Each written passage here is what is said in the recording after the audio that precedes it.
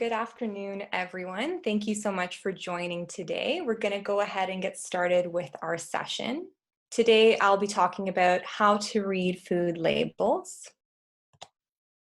And my name is Samantha Chabior. I'm a registered dietitian in the UHN Cardiac Rehab program. I'm based out of the Toronto Western Hospital site. I also will be carrying out these nutrition sessions with my colleagues Fatim and Veronica. They're going to be on the line to answer any of the questions that you may have near the end of today's session, and they will be hosting the other sessions on the nutrition topics as well. So thank you so much for joining. Before we jump into the session, just to set some ground rules, these are just education sessions. If you have any specific questions that are personal or individual, we do recommend that you connect with your healthcare provider to get specific advice. Any of the questions that you post will just be answered generally. There won't be any specific individual recommendations. And if we don't get to your question today, we will do our best to answer them as soon as possible, and all of the questions will be posted online. This webinar will also be recorded so that you can always come back to it at a later day if you want to brush up on the food label reading we go over. We'll also be using a question and answer setting. So if you go to the bottom of your screen, you may need to kind of pull down the mouse near the bottom of your screen to actually see where this section is, but we ask that you ask all of the questions in the Q&A section of the different bullets that you see down there, rather than asking them in the chat, and we'll go ahead and answer all those questions at the end of the session. Our goals for today's session are to help you identify the different parts of a food label, and we'll be talking about the ingredients list, serving size, and percent daily value specifically. And we'll go into a good amount of detail about what is a low or high percent daily value. You may want to grab a packaged food item that you already have in your house and just use that food label and follow along with us as we do this session. This might help you come up with any questions that you may have. And once again, just ask them in the Q&A section there at the bottom. So why is this information important for you? Our research shows that most people find reading food labels difficult, but attending label reading sessions such as this one can lead to more confidence in reading food labels, and then can potentially make you make healthier food choices. On packaged foods, you can find nutrition information in 3 different places. All packaged foods will have a nutrition facts table and an ingredients list. Nutrition or health claims are optional, so you won't always see them on a package.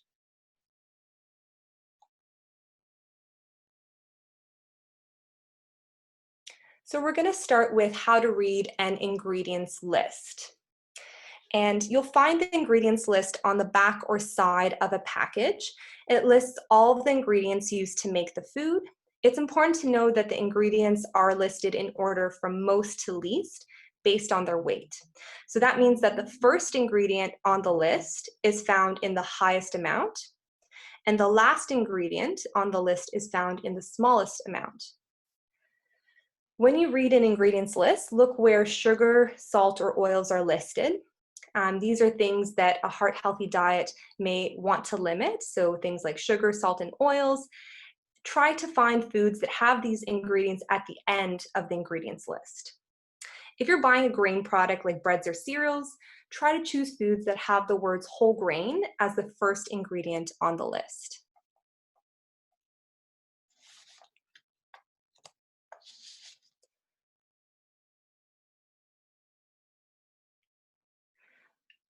In Canada, there are some new food labels that will be coming into place, and they should all be in place by 2021. You may start to see some packages have some of the new labels. We'll go over some of the changes that are being made so that you can be prepared and know how to read them. One of the biggest changes to the new labels is how ingredients will be listed. On the left side of the slide, you'll see the original ingredients list. So this is what you'll find on most packaged foods currently.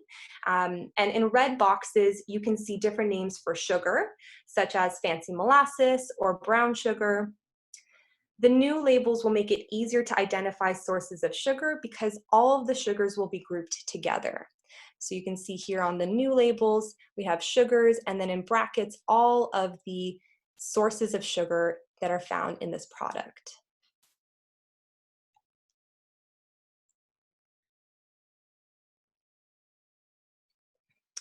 Next up, we have the nutrition facts table.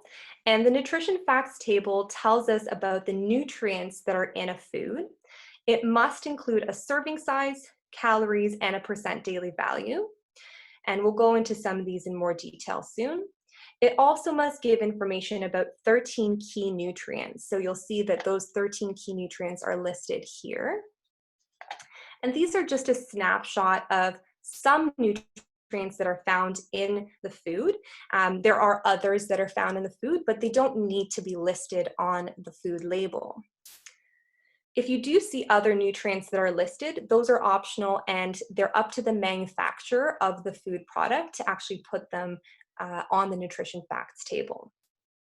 The nutrition facts table will always look the same from one product to another, and that should make it easier to find the information you're looking for.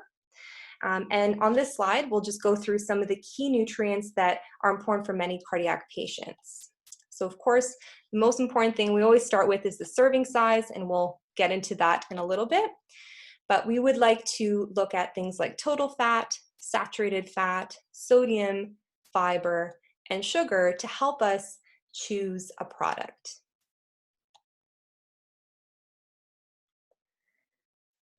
So when you're reading a food label, it's important to start with the serving size first. This is because all of the information listed on the nutrition facts table is based on the serving size amount. And the serving size will be given in measures, first that you are probably quite familiar with, so common household measures. Here you'll see it says 1 cup. And then in brackets, you'll see the metric units, so that would be the weight or the volume, so grams or milliliters, which can make comparing different products easier. It's important to look at serving sizes when you're comparing products because they may vary between different brands. And on this example, you'll see that the serving size is for 1 cup of cereal, and this 1 cup of cereal weighs 55 grams.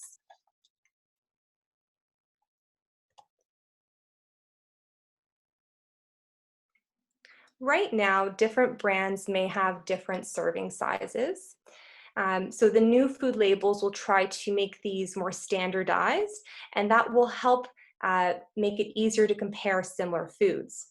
These serving sizes will also be similar to the amount you'd likely eat in one sitting. So the example we have on this slide here is showing a small 473 milliliter carton of milk. And the original food labels, so the original on the left-hand side in blue, would allow a serving size to be 1 cup, which is only half a carton of milk. But since most people that buy a small carton of milk would probably drink the entire carton, the new food labels, so the one in green on the right-hand side, would change the serving size to be for 1 whole carton of milk, as this is the amount you would likely drink in one sitting.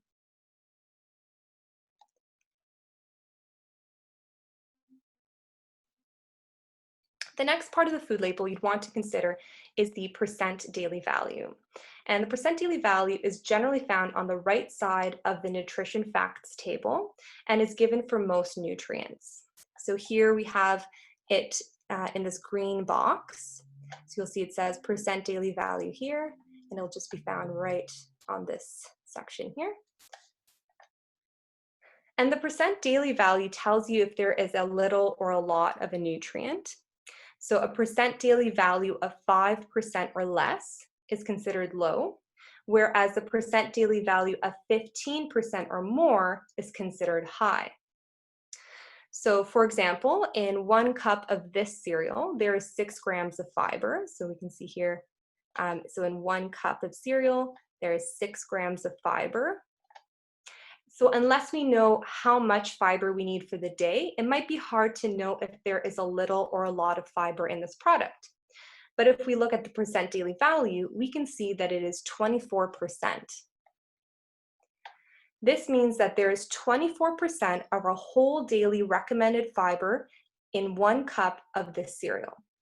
And since this number is higher than 15%, this would mean there is a lot of fiber in the cereal. It's important to remember that everyone is different and that the daily values are set for the general population and are based on a 2,000 calorie per day diet. So your needs might be a little different than what is listed on the percent daily value for some of these nutrients.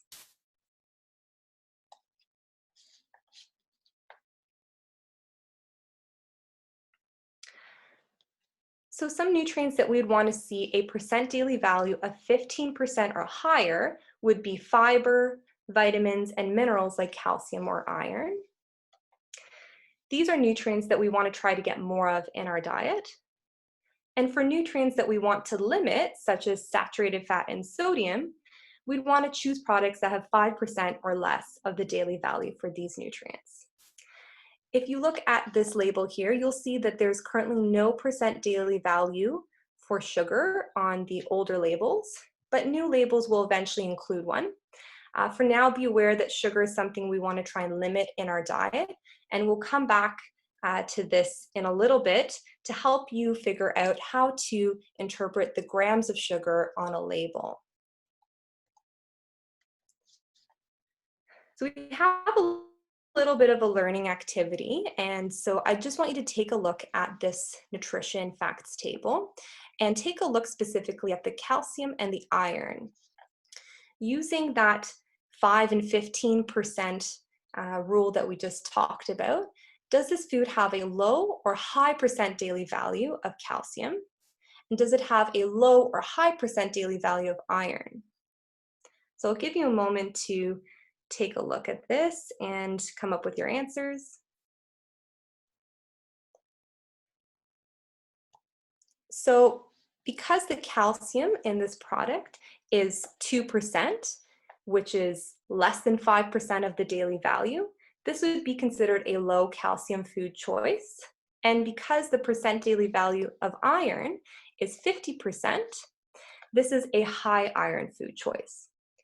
But you may have noticed that this product is a cereal, and you see that there is a second column, and this column shows the nutrition information if you added a half a cup of skim milk.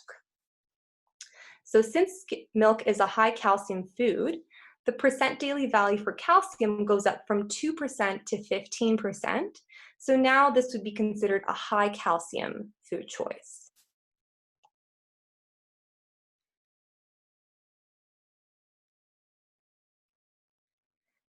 So as I mentioned, you'll see that there's no percent daily value listed for the sugar, but new labels will include this. And so for now, we can just keep in mind that the recommended amount of added sugar for women is less than 6 teaspoons or 24 grams of sugar per day. And for men, it's less than 9 teaspoons of sugar or about 36 grams per day. And this is referring to added sugar only. And so that would include things like brown sugar, honey, molasses, jams, and fruit juices. However, some foods like yogurt have naturally occurring sugar in them, and this would not be included in the daily limit of 6 to 9 teaspoons per day of added sugar. Unfortunately, in Canada, most food labels don't distinguish between naturally occurring sugar, such as lactose, which is found in yogurt, and added sugars. So to help you determine if a food has a little or a lot of sugar, you want to do some math. It might be helpful to grab a calculator or maybe your phone, as well as a pen and paper if that would help you. So 4 grams of sugar is equal to 1 teaspoon of sugar. So if you take the grams of sugar that's listed on the nutrition facts table and divide that by 4, you'll get the number of teaspoons of sugar per serving. So we can actually take a look at this in practice. So we see here in 3/4 of a cup of yogurt, we have 6 grams of sugar. And if we divide that by 4, we'll get 1.5 or 1.5 teaspoons of sugar. So you can see at the top, this yogurt is unsweetened. So all the sugar is likely naturally occurring sugar coming from lactose. On the right-hand side, we have a sweetened yogurt, which contains 19 grams of sugar per 3/4 cup serving. So if we divide that by 4, we get 4.75 teaspoons of added sugar. And most of the sugar is likely added sugar. If we compare to the unsweetened yogurt, we can see there's a big difference there. From these two choices, the unsweetened yogurt would be a more nutritious low sugar choice. So next up, we have some information around nutrition claims. And nutrition claims, there's a wide variety that you might see on products, but once again, they are optional. So some claims you might see are a very high source of fiber, high in protein, fat-free, low-fat, light, no added sugar, unsweetened, cholesterol-free. These claims must meet specific guidelines that are set out by Health Canada to be added on a food label. And they can be helpful in choosing a product, but it's always important to look at the ingredients list and nutrition facts table rather than relying on nutrition claims alone. So for example here, we have an olive oil, and you can see that it says it's an extra light tasting olive oil. So in this case, light or extra light can refer to the color or the flavor, and it can have multiple meanings. So in this case, it's not referring to the fat content of this oil, it's referring to the flavor or the taste of it.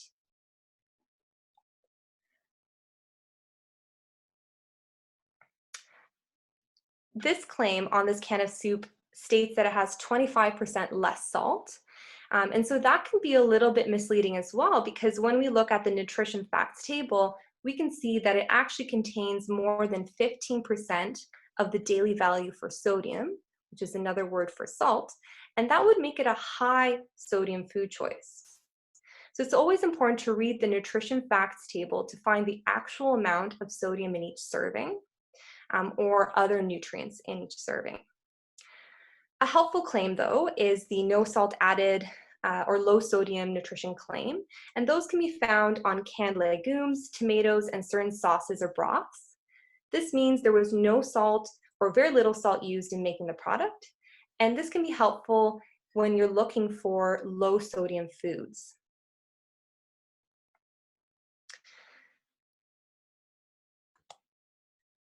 Another helpful claim is the high fiber claim, and this can be used if a product has at least 5 grams of fiber or more per serving.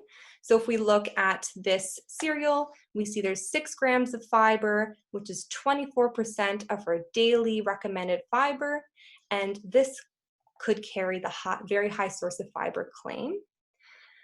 Looking at nutrition claims can be very helpful to help you make a quick choice in the grocery store, especially right now with the COVID-19 pandemic. You may want to minimize how much time you're spending in grocery stores, so looking for these claims can be helpful to cut down the amount of time you're spending in the store. You may also want to check out food labels online.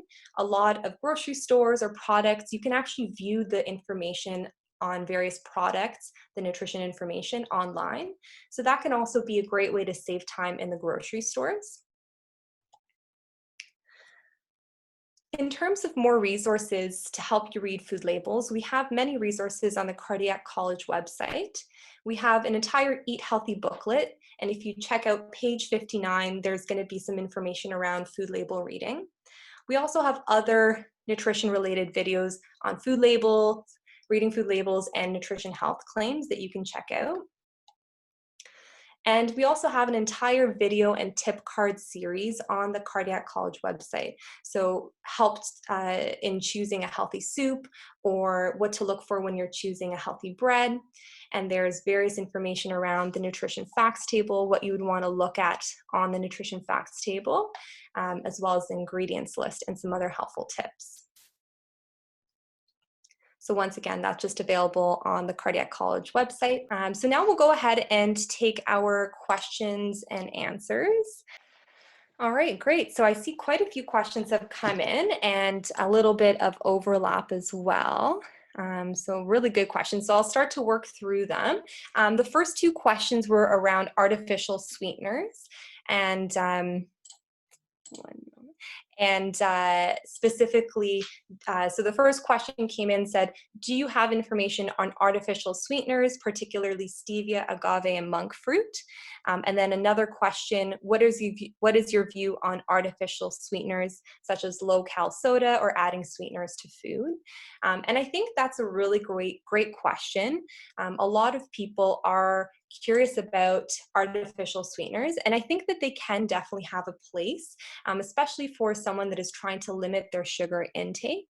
There are different recommended limits on how much of the sweeteners that you should be limiting to in a day, and those are available online through Health Canada as well as Diabetes Canada.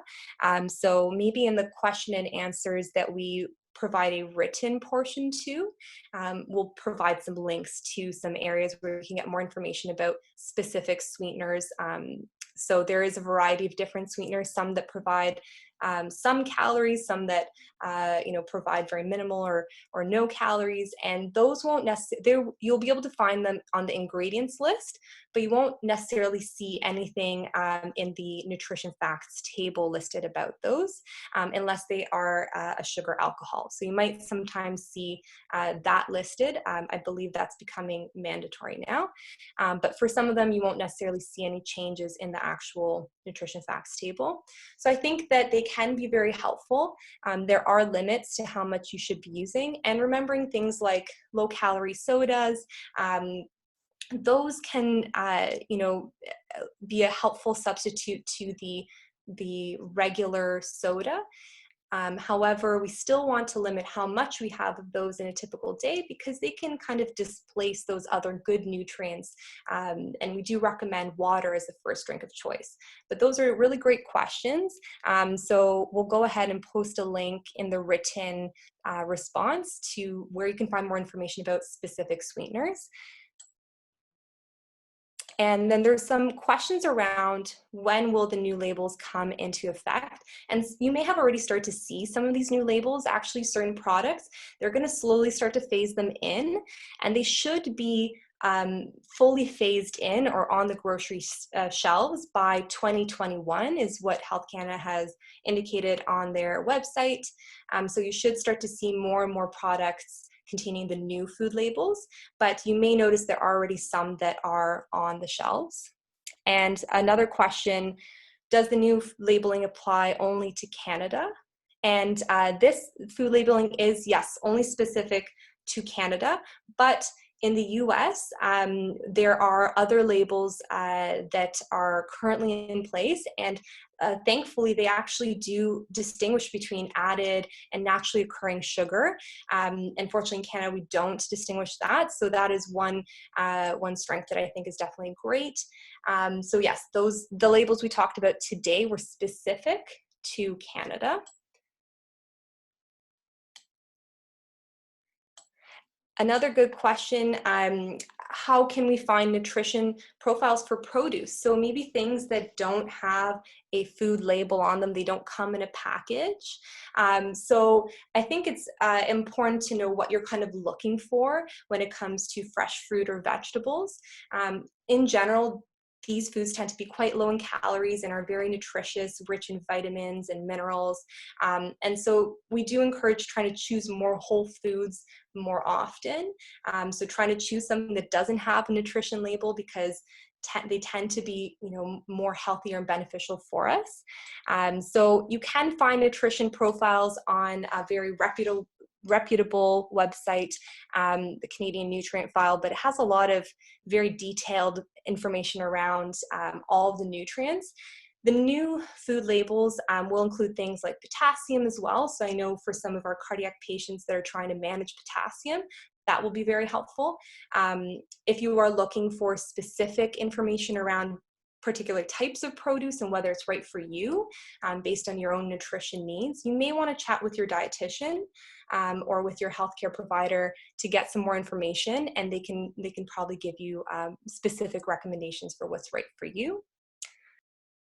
A question that came in: on the ingredients list comparing old and new labels, sugar appears first on the new label. Assuming both describe the same product, will sugar appear first under the new label, or was this for emphasis? You know, that's a great question. So I think the example that you showed, Samantha, because you mentioned that sugar was listed in various different forms on the original label, and then it moved up to first place because what they did was they grouped all the sugars by weight, and that moved it up. So it was actually the most abundant ingredient if you added up all the different types of sugars. So I think that's one of the advantages to the new labels. So instead of looking at, brown sugar, white sugar, honey, molasses, all separate, with the new regulations, all types of sugar are grouped together. And I think that's why on the example, it wasn't first on the original label, but with the new label, it moved into first place on the ingredient list. I hope that makes some sense. Thanks, Fatim. That was very helpful. So we'll continue going through, and Fatim, feel free to chime in if there's any particular points you'd like to add. So let's see, there's a lot of questions. You guys are doing great. It does kind of bump me as I'm trying to read a question, so I'll do my best here. So while we're speaking of sugar, Samantha, maybe I can answer. There's a question: is honey any different to adding sugar itself, or raw sugar versus white sugar? So when we look at the added sugar intake guidelines, all sugar is included, whether it's raw sugar, white sugar, brown sugar, honey, they're all classified as added sugar. So in terms of, what we're adding to our foods, we still want to limit any of that extra sugar. However, we always do promote using less processed foods. So, using a little bit of honey might be less processed than using something like white sugar. But in the end, you still want to remember that it's part of your total sugar intake, and that, I think we mentioned it on our last talk, we're aiming for about a maximum of 6 teaspoons of added sugar for women, and 9 teaspoons of added sugar for men, and that would include both honey and sugar. Thanks, Fatim. Very helpful. Another question: will imported foods have the new labels? That's a really good question. I believe that they will, but once again, Fatim, feel free to jump in on that. I think that within any product that's sold in Canada, it needs to meet our current standards for food labeling. So to my knowledge, it should contain the food labeling that we talked about today moving forward. Okay, so there's some questions around salt. So a question came in: if your blood pressure is normal and you follow a no added salt diet, how important are other sources of sodium? And so once again, I think that when it comes to your own individual needs, it's going to be, a good conversation to have with your healthcare provider, your dietitian, to figure out exactly what your specific sodium or other nutrient requirements are. In general, the limit for the whole day's worth of sodium is less than 2,300 milligrams per day. And it's important to know that that is actually what the nutrition facts table is based off of. So that percent daily value is based off the recommended limit of 2,300 milligrams per day, or about 1 teaspoon of salt. We know that most Canadians are getting more than that, even potentially double what that limit is. And majority of the sodium in our diet is actually coming from those hidden sources of sodium. So for example, something that you may not think tastes very salty may actually surprisingly have a large amount of sodium or salt in it. For example, maybe some breads or other baked goods. So I think it's always important to look at all sources of sodium and recognize that the salt that we add at the table or in cooking, it makes up just a small portion, although very important to look at. It does make up a smaller portion compared to some of those other sources of sodium. So to find out how much sodium you yourself should be limiting to, it's a good conversation to have with your healthcare provider for sure. So there is a question that came in: is there some place that compares package products that shows which are healthier? And so what I would probably recommend, there may be certain apps out there that could, potentially compare the different labels. I think what's most important is to know what is relevant to you, and looking at those key nutrients we talked about, like sugar, fiber, the saturated fats and sodium, and then using that percent daily value to make your own informed choice, because everyone is different, so different products will fit into different people's diets. And so I think that the best way to kind of know is to look at the nutrients that you yourself are most interested or are most important for you to manage in your diet. So a general question came in wondering if ghee and coconut milk is okay to eat. And so I think that once again, it's going to really depend on your own nutritional requirements as to which particular foods you should or can include in your diet. If those are, we acknowledge those may be a little bit higher in saturated fat. So if that's a nutrient of concern for you, you may want to limit that. But once again, I would say taking a look at that nutrition facts table for the product and maybe considering if any of the nutrients in that product fit within your diet needs, or having that conversation with your healthcare provider. A really good question that came up as well is, as we go just once a week for groceries, can we have a must-have list of products that cover our daily nutrients? And I think that what's important to also know is that really we're trying to recommend most people focus on eating whole foods. So trying to buy things that don't come in a package. That's where you're going to get a nice wide variety of your vitamins and minerals and all of those nutrients that your body needs. So trying to focus on those whole foods as much as possible. Currently, of course, with COVID-19, people may be looking towards more of those packaged or canned products.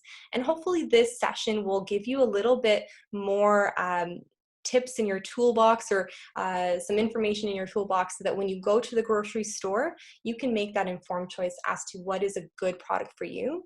I think as long as you're getting that variety of nutrients, a variety of foods in your diet, you should be able to meet most of your daily needs through eating the whole foods. But once again, if you're concerned about any specific, deficiencies in nutrients or things that you might not be getting enough of, definitely chat with your healthcare provider. And a good question, we didn't talk much about the new labels. Will there be another session? I don't know that we have another session planned currently on reading food labels, but it's something we can definitely take into consideration and look into if people are interested in having more detailed information around the new labels. There is a good amount of information also on the Health Canada website, which we can post in the written response to your question online, and we can put that link to where you can find more information about the new labels. And I think I'll take maybe one more question before we wrap up, and all the questions that we didn't get a chance to, we'll go ahead and write written responses to. Of course, keep them coming in over the next couple minutes or so. So one question is, how essential is potassium to a diabetic and heart patient? So that's a really great question. And potassium is just one important nutrient that people need to be considerate of. So once again, potassium is going to be very individualized. So your own needs might be different if you are someone on certain medications or if you have certain medical conditions. So if you are concerned about whether you're getting too little or too much potassium, really important to, a really good idea to check in with your dietitian or your healthcare practitioner. If you've been told in the past that your potassium levels have been high and you need to follow a low potassium diet, then the new food labels that are coming out could be very helpful because they will be listing the potassium content of foods on the nutrition facts table. So that could be helpful to help people determine how much potassium is in a food. And everyone's needs are a little bit different, so it's hard to answer that specifically for an individual. All right, so thank you so much everyone for joining us. I'm going to go ahead and go to our last slide here. So for tomorrow's session, we'll be talking about your exercise program at home, and that will be on cardiaccollege.ca on the website again at 1 p.m. So thank you so much for joining us and have a great day.